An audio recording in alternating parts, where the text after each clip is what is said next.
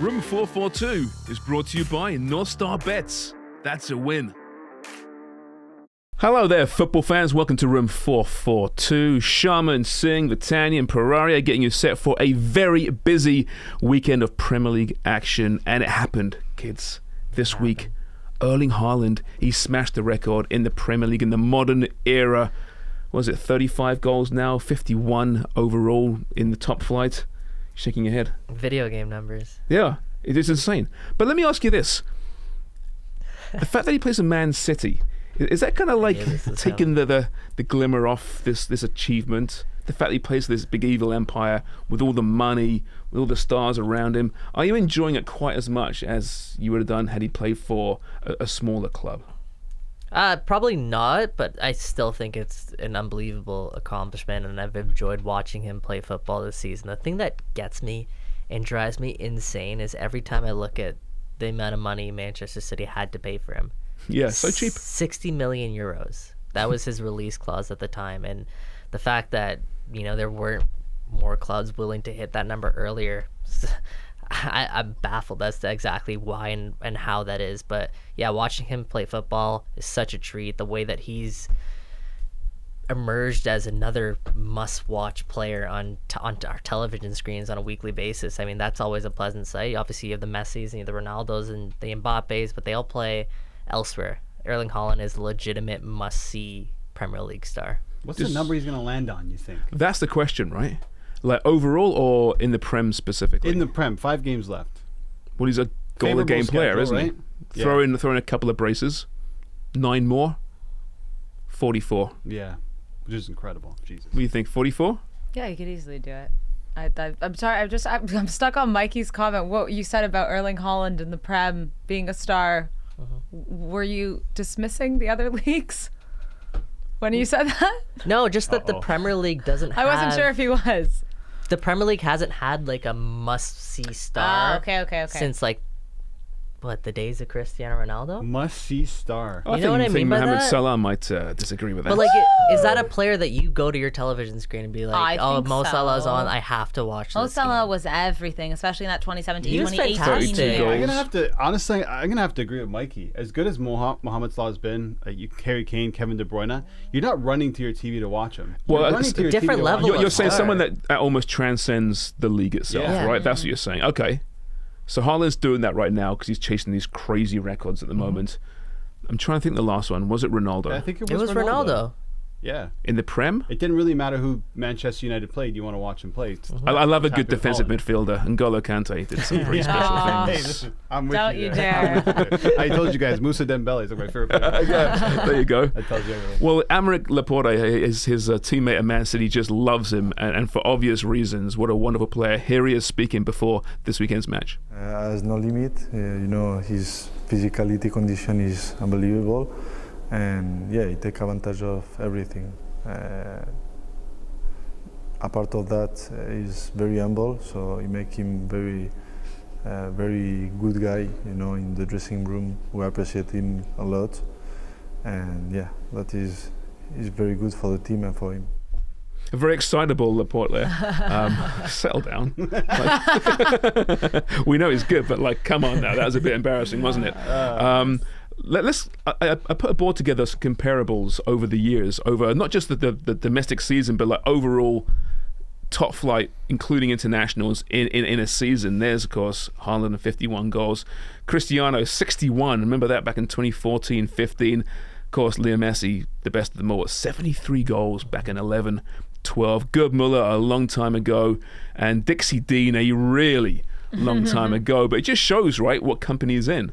And with cup finals still to go, right, and another semi-final still to go, and some more league games, he could hit the 60 mark, right? Oh, He could yeah, surpass for Dixie sure. Dean this season, potentially, Yeah. which would put him at some pretty heavy company as the greatest single season in English football history in his first season. Yeah, do you know how old he is? Just off the top of your heads? 22. 22. 22 years old. The fact that he's doing that at this age is I mean, we're just scratching the surface, as you mentioned, this first Premier League season, and sometimes it takes time for players to come over and adapt to a new league. Erling Haaland, there's no time needed whatsoever. It's scary to think about what he might do going forward. Well, and now he's been unlocked by, arguably one of the greatest managers of all time. And if Pep stays there, who knows, maybe a few more seasons with him, he's only going to get better. But it's interesting seeing that board, though.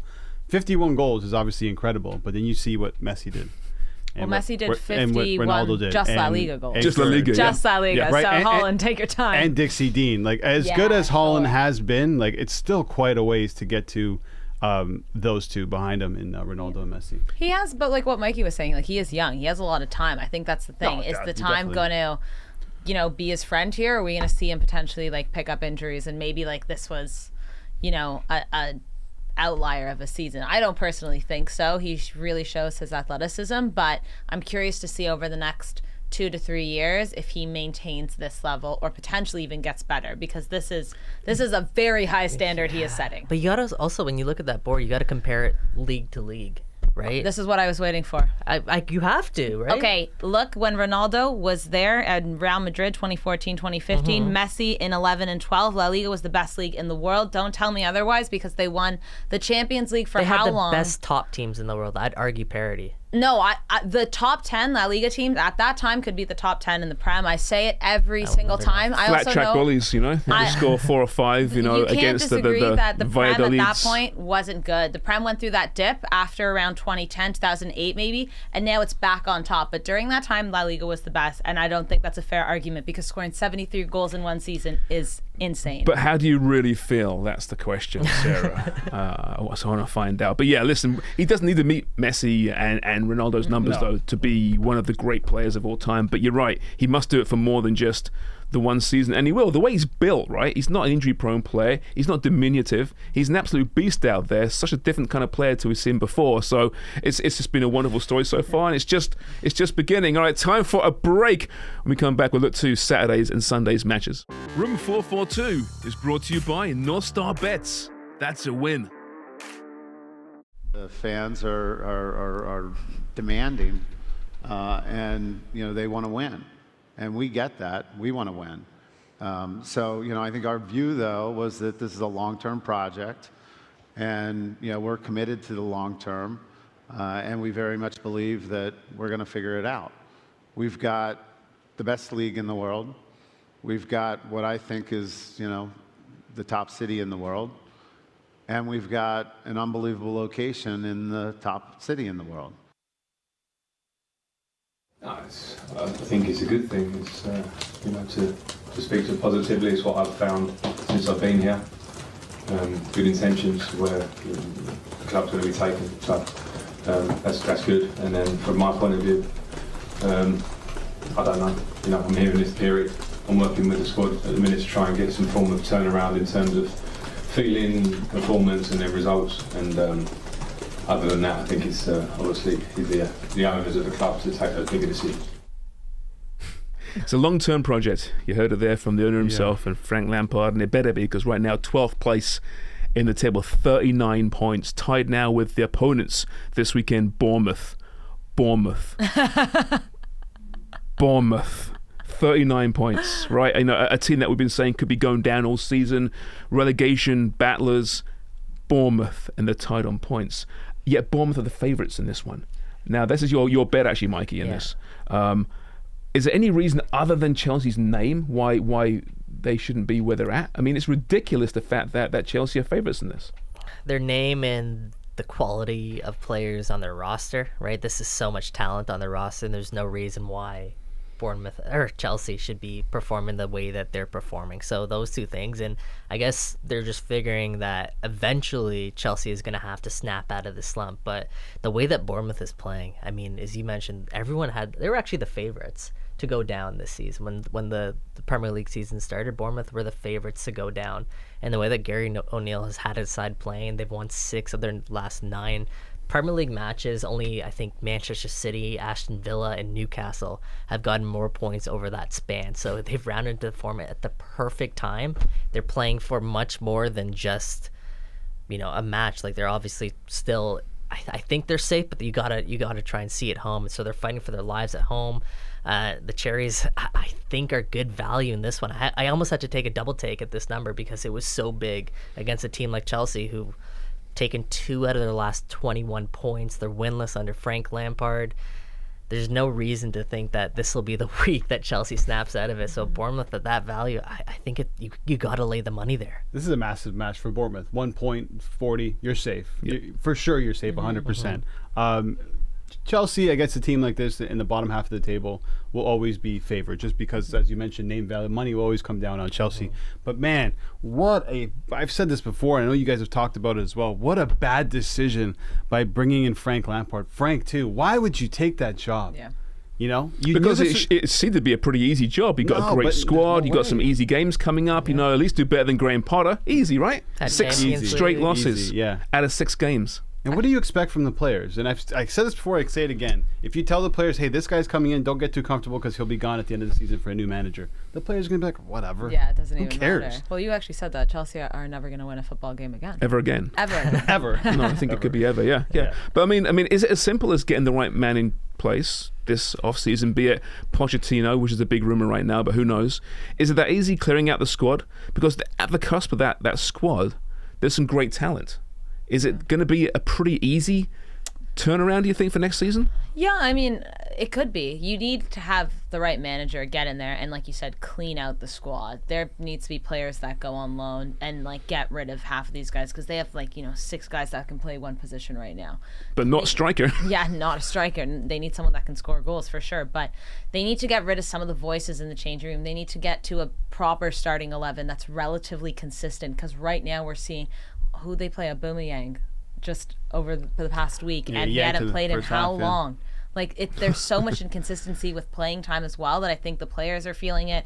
They're not getting the amount of time on the field. So I think if you get the right manager in and you clean out some of the players, it could be really good. Look, the talent, like Mike said, it's there on this team. Yeah, I think it'd be pretty easy for a really good manager to come in and put together a starting 11 that can challenge for not only a top 4, but actually challenge for the title. That's how deep they are. Yeah. But yeah, they have to get rid of some players. They need to bring in, I think, maybe a couple more experienced players, obviously a striker.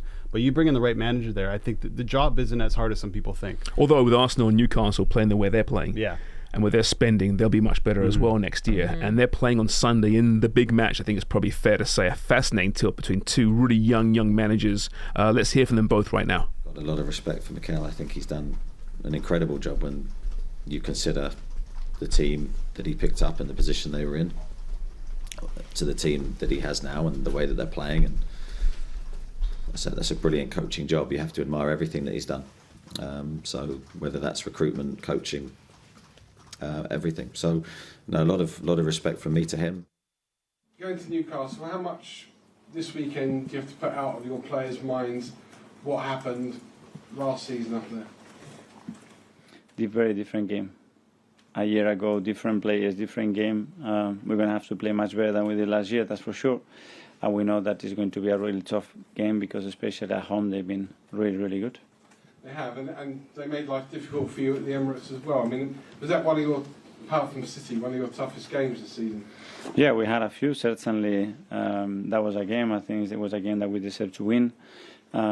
We did it at the end, and they are a really good side. They are well coached, they have good players, the right environment around the club right now, so they're in a good place. Yeah, 2 young managers combined their ages are 86, younger than Roy Hodgson, which isn't true. Making fun of Roy Hodgson is very unfair. There you have it, though, the table. Arsenal, just a point back off City, of course. We'll see with that extra game to play there. Newcastle, I think you can say they're going to play Champions League football now next season. Not quite done, but I'm pretty confident about that. Let me ask you this, Mikey. Next 5 years, looking forward, who has the most trophies, Eddie Howe or Mikel Arteta? With these clubs, don't make some funny joke. Oh well, he'll be at Real Madrid. He might be, but the next 5 years.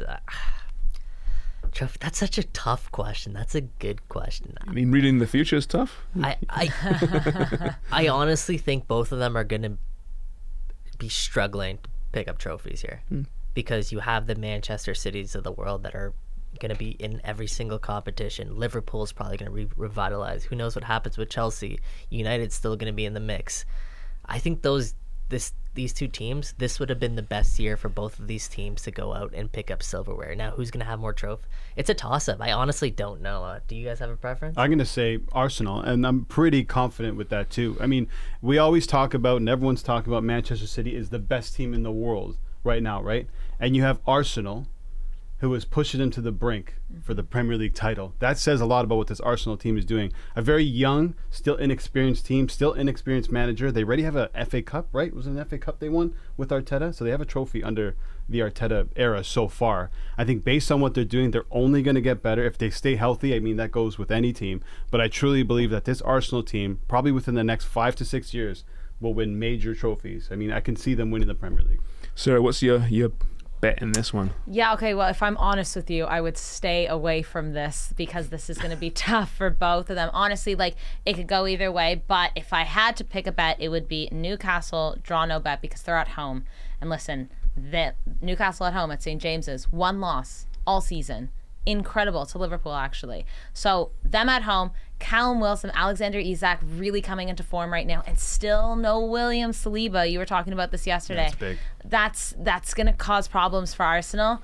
Yeah, it could still go Arsenal's way, but I think you have to put your money behind Newcastle just because they're at home, and they're also still fighting to stay up in Champions League contention, right? I still think with Newcastle that with the money they're going to spend the next few years, that will power them to trophies. And I get what you're saying about Arsenal.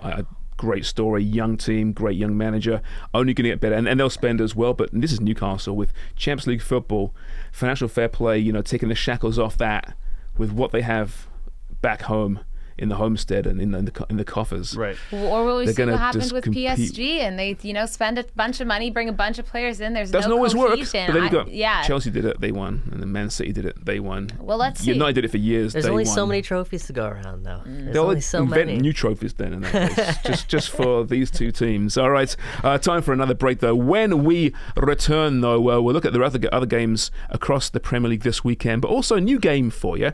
Red card, yellow card's going to be back as well, I promise you. But we'll look at some of the potential award winners this season, so don't go anywhere. Room 442 is brought to you by North Star Bets. That's a win. In football terms, not Pep, not Klopp, not Arteta.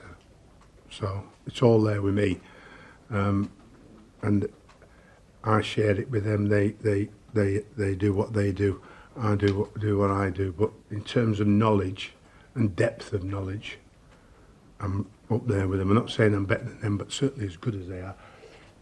I just wish that sometimes you can get the opportunity that you can show it, but that's never going to happen for me now, apart from keep Leeds up. And if I stayed at Leeds, this club was big enough to build a team that was going to challenge those boys eventually. But that's a long story away. Big Sam is back. I'm so happy about it. I know, me too. He was England manager, by the way, right? For 63 days. Well, yeah, not for a long time, yeah. But he did get an opportunity once upon a time. But I think he's actually quite misrepresented, I think, in the football world. All right, here's what's happening this weekend. Man City take on Leeds, right? At Man City. I'm going to throw out a bet for this one, which I'm going to lay some money on, right? Okay. It makes no sense, right? Other than I love Big Sam Allardyce. I'm taking Leeds or a draw against Man City, right? This is a weird season, right? Big Sam's got a reputation of taking charge of a team and straight away getting that defense under control. This is the worst defense in the league, right? He's going to do whatever it takes to kill off that game. This probably isn't going to happen, but the value is really alluring to me. Plus 450. Plus 450, plus 1,700 if you want to just go for the win. How crazy am I? Crazy. Yeah, Insane. crazy. I know. Yeah, I know. I mean, those comments that he made, which I love, by the way, he's taking the pressure off of his team. I don't think he actually truly believes that, or maybe he does. Yeah, I think he does. I mean, he might actually. Long ball football is back at Leeds, but I think maybe if Pep sees that, that's a little bit of added motivation. 7-0. Go out and That's kill what you're these saying. guys, Yeah. right? I Could mean, be. it's Manchester City based on the way they're playing right now. I love the value. I get it. I just don't see it happening. It's a bit of fun. You know, a bit one of of those fun It's bets. So it's a hit sprinkle, I a can little see it bit, happening. yeah. Yeah, it's a weird season. Pizza and, money. And it's Big Sam. If I they like win, saying the word Big can Sam. we all agree the new manager bump is a real Oh, thing? yes. Oh, that, 100%. that solidifies it. That's- Big Sam against City. Bertie, what do you have? Trent Alexander-Arnold plus 900 to score anytime. Jesus. It's crazy. What are these bad? I love. So last week, Yeah. I hit Son plus 400. You did, by the you way, I just did. want to throw it out there. But that's Son. Trent Alexander-Arnold is playing a lot more centrally. Klopp has changed something tactically with him, and he's being a lot more creative. 6 assists in a row, shooting a lot more from outside the box. I think 6 in his last 3 games. Brentford notoriously sit deep, allow the most shots from outside the box, plus Trent's on free kicks as well. I just think a goal is coming soon. He almost had one against Fulham that kind of just went across the pitch.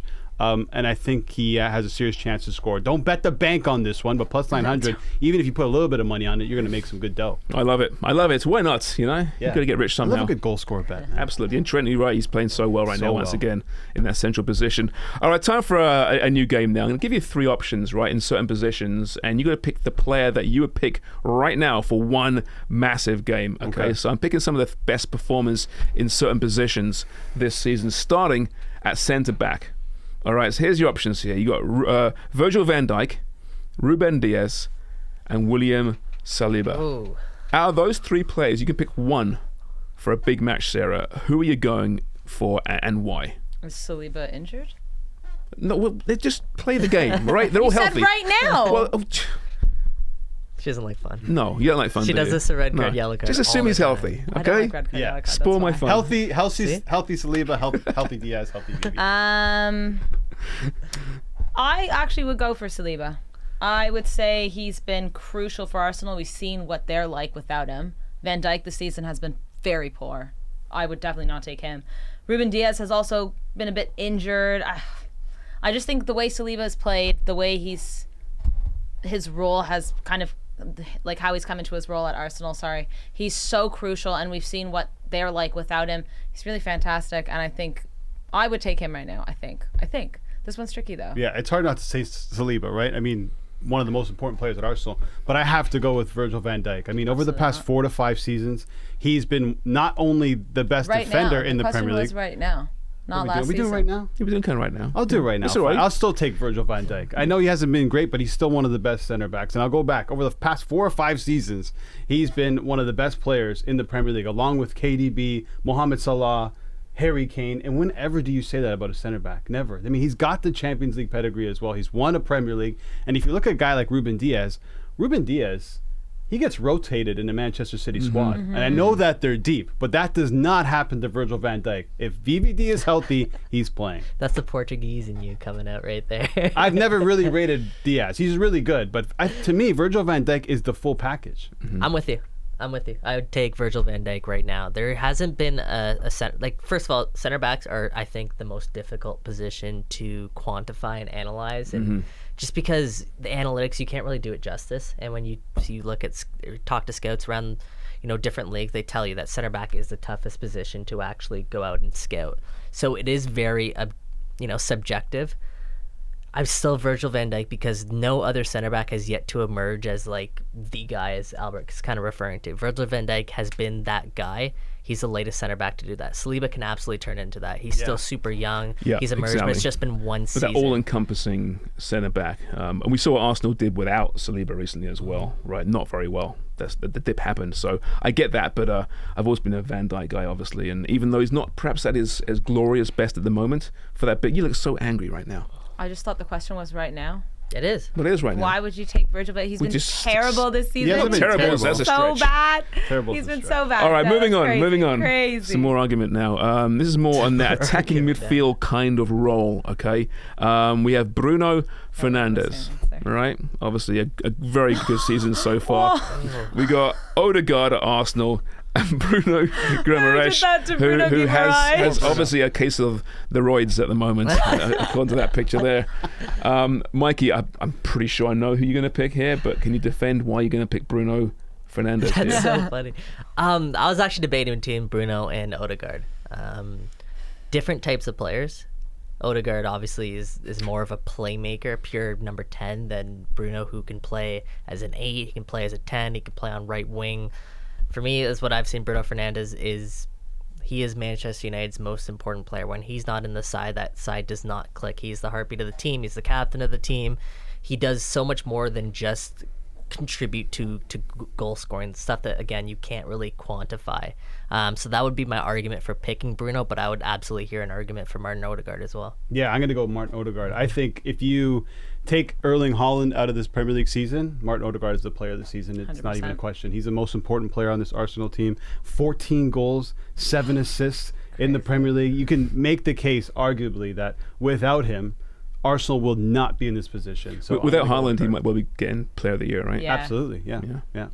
I'm back in Odegaard as well. I feel bad for Bruno Guimaraes being thrown into this one, though. This is a tough group to be in with. But Odegaard is everything for Arsenal. He scores. He's a playmaker, and to be honest, he also doesn't whine and complain like Bruno Fernandes does. He's less annoying, that is for much sure. More leadership and captaincy too, because the thing is, Bruno Fernandes is the epitome of what a Man United player is, and he's so much to that team. Annoying, like you mean? Odegaard, but Odegaard I think just has much more composure. You know what and I love about him leadership. too? You know, when he's he right though, the whinging though does take a lot like away. that's from enough it for does. me. It's true. But when Odegaard got signed by Real Madrid originally at 14 years of age, has been the next big thing, this phenom, and it didn't quite work out for him. I love seeing how he's evolved and emerged now as being They're one of kicking the top themselves players. for this one. Yeah, exactly. All right, to end this block, we're going to talk about some more defensive midfielders, my kind of midfielders, the blood and guts kind of guys, all right? Some nice players here.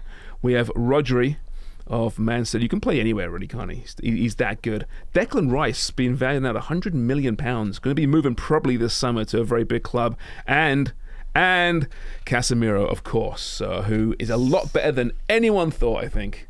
Except for anyone that watches Real Madrid on a regular basis. Casemiro's been fantastic. Well, he's playing a different kind of role, though, right? He's far more expansive, right? He's passing the ball more than 5 yards. Sure. Let's start with you, Sarah. Who are you picking in this one? These players are all fantastic, honestly.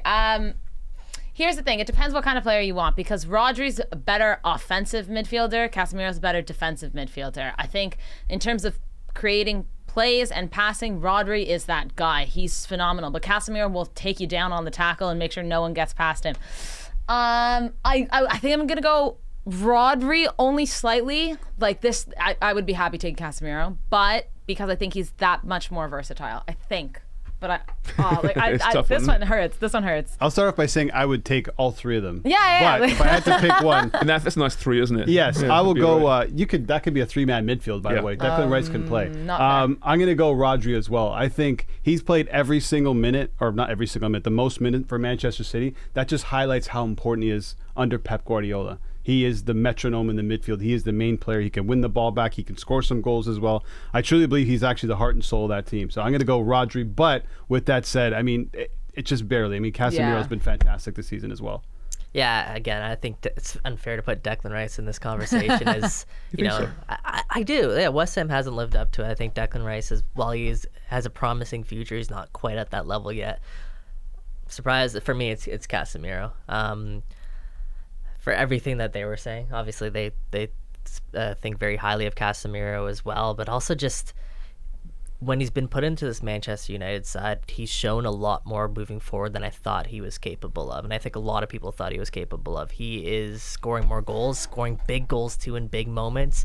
He's been asked, I think, in a less structured Manchester United side to be a more important player for that team, and I think if you swap Casemiro and Rodri, he'd be able to do the role that Rodri does. I'll say this, if they're all in the block this summer, if they were, there's only one guy going for £100 million, and that's Declan Rice. Fair, he's yeah. obviously a lot younger, and playing at West Ham, he's not getting that showcase. Yeah. So I think when he goes to, you name the club, who knows? Could be United, could be Chelsea, who knows, right? Wherever he goes, he's going to potential be an is there, absolute yeah. superstar. Yeah, I agree. Really great, I really agree. great. All right, when we come back, another game.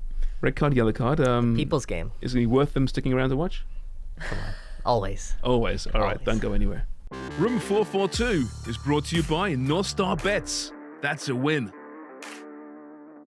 Welcome back to Room 442. We have what the people demand. Red card, yellow card. Play on. Courtesy Mikey Singh. I'm excited about this week's. I was away people's last game. week. Sarah's away this week. I'm looking forward to this. So Yeah, take it away, Mikey. We had a good session Last week was great, by the way. I We had a will good say that. session. Yeah, All right, let's jump right in. a good session. A good session, yeah. I need a good session. Yeah. You're gonna have one right now. I think I might. All right. So, watching Casemiro, every time he picks up a yellow, it like drives me insane because I go on and I start calculating how many yellows he's had this season. I'm like, oh, will he be suspended? Do Will you he do not? that really? I do. What a loser. So, I'm gonna say FIFA should abolish the yellow card accumulation rule. What do you say? Ooh. I wouldn't abolish it. I'd adjust it. So I'm going to give a yellow card here. How would you adjust it? There's too many handed out, and I agree. So what is it right now? How many yellow cards for a ban is 5, right?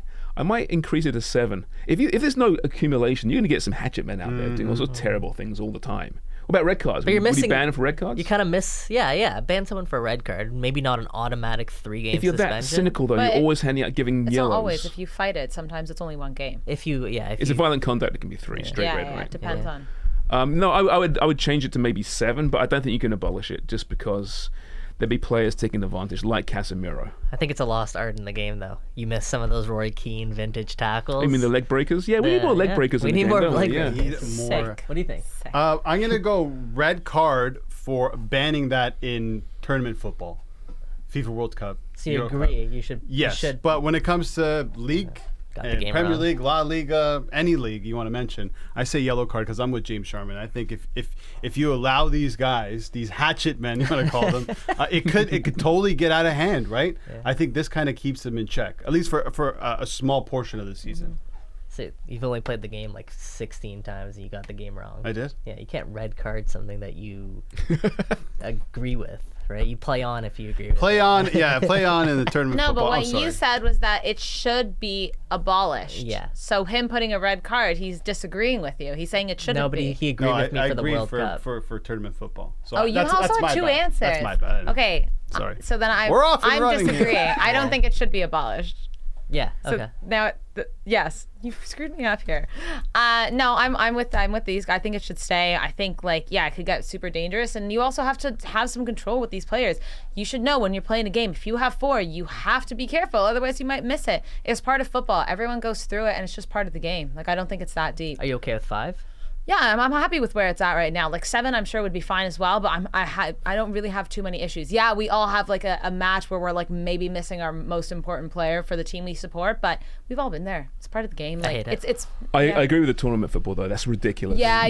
Now World they've Cup changed too. it in recent years that you don't generally miss the final, you miss the semi-final. But I mean, we remember Paul Gascoigne's tears. You guys don't remember it, but I do.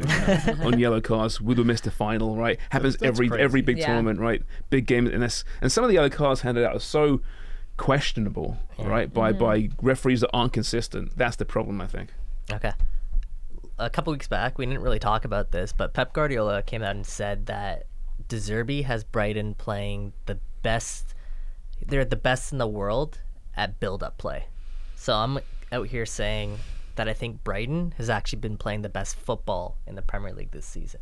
Sarah, what do you say? And we're talking not necessarily results, but just the way that they play, the style of game that they play.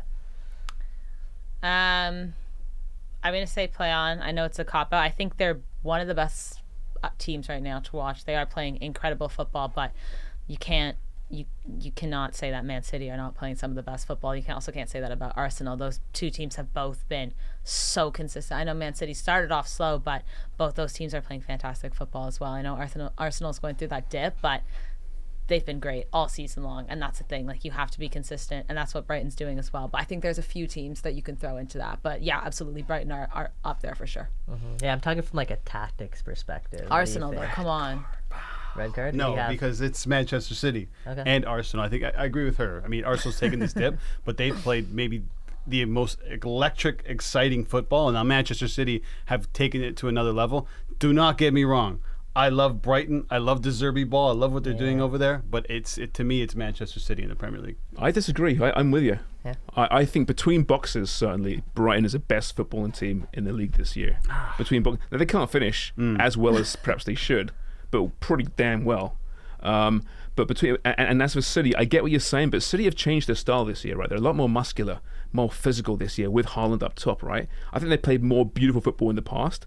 Maybe not as successful, but certainly more beautiful football. Almost a tiki-taka version of Pep. Pep's no longer tiki-taka, right? He's just cramming that midfield full of people, and he's pumping it up to the big man up top, and I think it's wonderful. So yeah, I like that. I like the way Brighton are playing, but they do need that prolific goal scorer up top. They definitely do. The thing about Brighton, the way that they play, and De Zerbi's come out and talked about this, is that he likes building out of the back, but he also likes attacking really, really quickly. And that you've actually seen, since Pep's come out and made those comments, you've seen Manchester City try to emulate some of those tactics that Brighton does. And if you see the way that they line up, it's kind of like when they start off a goal kick, it's a 4-2, like 4-2 holding midfielders, and then all of their wingers are just extremely, extremely high, and it creates that space for them to make like consistent runs in behind. So the way that they're playing is honestly changed in the game in the Premier League, and I agree with Pep a lot. By the way, so excited is his ear. Yeah. Seriously. There was a poll I heard about this morning in England, and they were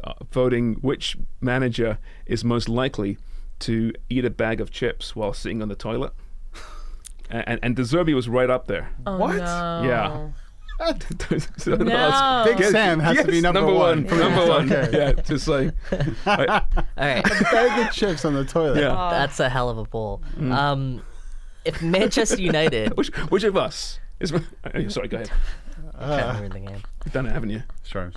It's Albert? definitely Sharms. If Manchester United win the FA Cup against Manchester City, they'll have had a better season than Arsenal. The Mickey Mouse Okay. double, James. Are you presuming that Arsenal aren't going to win the league? Assuming that Arsenal doesn't win the league. Mickey Mouse double. So if United win the FA Cup, finish in the top 4 spot, yeah, I'm saying there'll be a better season. Play on. Absolutely, play on. That's insane. Yeah. But you're right. You're right. I agree with you. Sarah, what do you think? I don't know. I'm sorry. I'm still trying to think about it. It's hard to say because, yeah, I guess on paper they would, but I still think that Arsenal had a fantastic season, and like I don't want to dismiss it. I'm trying to figure out what's better, but I guess like statistically they have won 2 trophies where Arsenal would have had not won any.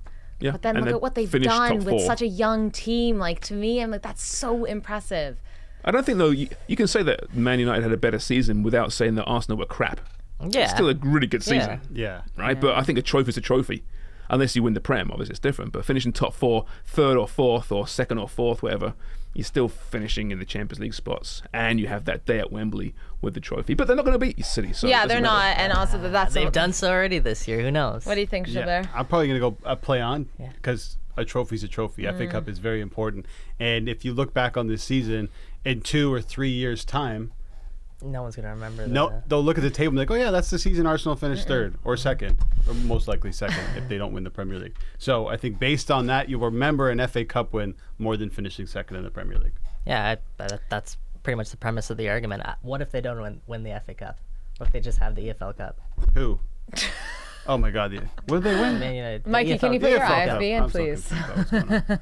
Oh, sorry, I didn't hear that. I were heard trying the to producer. There I'm you go, like, now I hear you. I got a little lost here for a second. Just getting some notes in I think here. producer Ellie is trying to tell you something. He's trying to tell you something. What was he trying to tell her? I don't No, know. he just wants you to be able to keep the time so we can keep the game going. How much time you got left there, Ellie? Okay, well, let's Keep time. it No rush. going. Roll it. I was Yeah, gonna put it fine. back in. I was gonna put it back in, but But yeah, EFL Cup top 4 on Arsenal, right? I would still say a trophy's a trophy. I would still say in that case, United have a better season. yeah, again that's the premise of the argument. Now, this week, Sportico came out with the most valuable clubs in world football. Toronto FC is number 24 on that list. I think about 705 million is what Sportico apparently has them valued as. According to this list, they're more valuable than Napoli. So I'm saying Toronto FC is a more valuable club than Napoli is. Absolutely stop Well, talking, I'll just please. play on. I mean, it's on the list. The valuations tell you that. Is it so is it what legit? What do you mean it's legit? Napoli just won the Scudetto. I love Napoli, but I'm just based, Don't on ever the talk facts. poorly about Based on the Napoli. based on the facts, Oh, TFC that is. is. But no, if you're talking about everything outside of money, You're talking about actually winning something and in a top league in Europe boy, you with should- what What actual goes into good these players. numbers? I'm curious. I mean, how do they determine what? Yeah.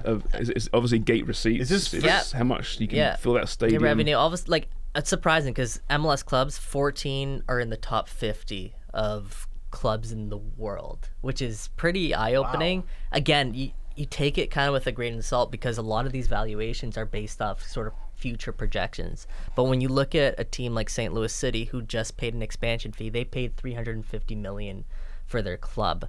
And TFC, you could make the argument they're definitely worth more than St. Louis City, right? They are in a prominent market, Canadian market. They're a big club. And you look at clubs in England, a club like Everton, they're reportedly were going to be sold for about $500 million. So like it's not that far off. Plus, in MLS, you have cost certainty, right? There's no relegation. There's no relegation. That's So you're huge. guaranteed to play top flight football forever, right? Whereas obviously over there in Napoli or wherever it's going to be, you could go down the rungs of the ladder and then I guess you the lose value for question the that. question is also like, what's Napoli's future project? Can they get more valuable than they are right now? Is that possible?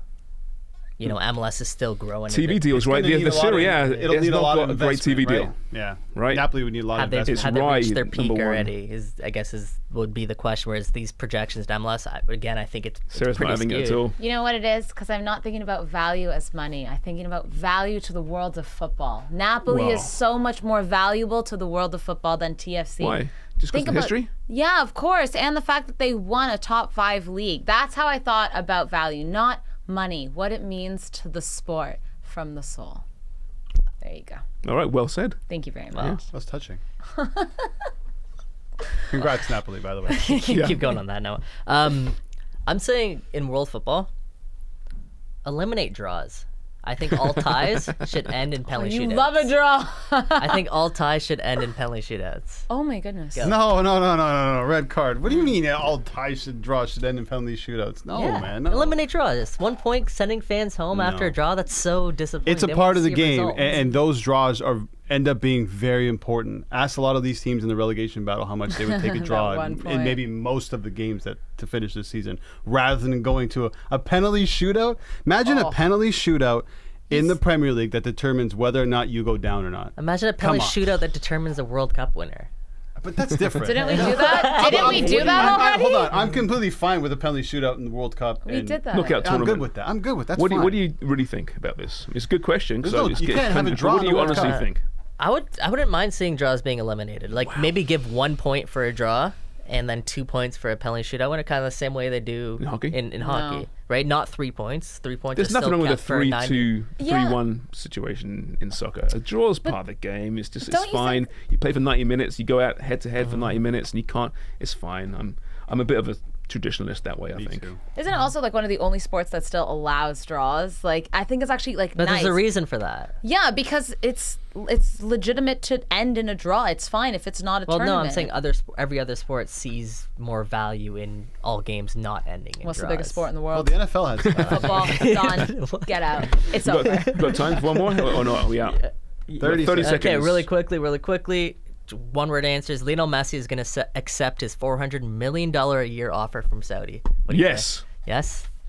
Play on. You saw the video. He's going. He's going to Saudi Arabia. He's gone, yeah, for sure. We'll find out. It's going to be a torturous few months for poor Sara Poraria here. All right, we're not quite done. When we come back, we'll talk about something, not entirely sure what, though. Room 442 is brought to you by North Star Bets. That's a win. I know we talked about Napoli in the previous block a bit, but we have to give them some more credit here, Sarah. First championship in 33 years, post Diego Maradona. If you saw the streets of Naples, they were alight. It was an incredible week for fans of that team. What a moment. Yeah, I mean, they had everything set up in Napoli from the past weekend because they could have won already. But obviously they didn't, so there's white and blue streamers everywhere. But there was footage of the moment that game, that final whistle blew in Udine. The fireworks were going off in Naples. It was crazy looking. And then, of course, there's all this talk about Diego Maradona. That was the last time Napoli won. But it's interesting because Napoli hasn't won since Diego Maradona. Argentina hasn't won a World Cup since Diego Maradona. Like, the fact that it's also in the same year, there's just something that makes you feel like, oh, that's really, like, lovely and kind of like the storybook closing. I don't know how to explain it, but it's really beautiful. And the scenes in Napoli, like, I'm very happy for those. How do you Naples think? fan. How do you think Lorenzo Insigne feels? Obviously, captain. Terrible. You should ask him. No, I mean, well, we will. But captain of Napoli, grew up there in Naples. Obviously, a fan of the club. So you have to imagine I don't think he feels terrible. I think he's probably really happy for his teammates. But the first year he leaves Napoli, they go on and win the Scudetto. You know, they were really close. They've come really close before, just on the brink. But you got to feel a type of way. Post no? match this weekend. Are they at home this weekend? Yep. They're They are. Yeah, of course they are. New England. Forget the game, You have to Insigne. ask him. We will get that answer soon. Yeah, I'm curious. But yeah, great moment. It really is. And there's some of those clubs that deserve championships in all the leagues. And they're one of them in Italy for sure. It's been way too long. Do you think other clubs that need to win a championship Don't say Spurs. Manchester United. I didn't say anything. United. No, They need. It's been within 33 Like years. need? of consistency. Absolutely need a title? I mean, Arsenal, it's been since 2004. It's been a long Yeah. time. Yeah. Like you know those story clubs that aren't necessarily massive, like Yeah, super yeah. rich clubs, but have that history and that romance around them. Who are there? I mean, Roma? like Roma would be a has had great a long example. time, They'd be the right? next one, right? Like that was Totti. I can't Well, Totti, since, yeah, back in since 2001, Juventus I have think. been on Yeah. that winning streak, a new team has won. Inter won, AC Milan, and now Napoli. So it could be Roma next year. How about literally any other team in the Bundesliga? Yeah, good Literally point. any Exactly. other team. Mourinho might be at Roma next season. Yeah, linked to this is also Newcastle. You true. see that? Yeah, but that's Newcastle, just ridiculous. You PSG don't for do that. rumblings Yeah. about too. Yeah. I told Mikey this, and I think I told Sarah this. Messi's going to go to Saudi Arabia. Ronaldo wants out of Saudi Arabia. He's going to go to PSG with Mourinho. And Mourinho and Ronaldo at PSG are going to win the Champions League. Oh, there you go. That's the perfect way to end it. Boom. Right, that's it. That's how you end the show. Boom, bing, bang. It's been Room 442. Enjoy the games, everyone. Room 442 is brought to you by North Star Bets. That's a win.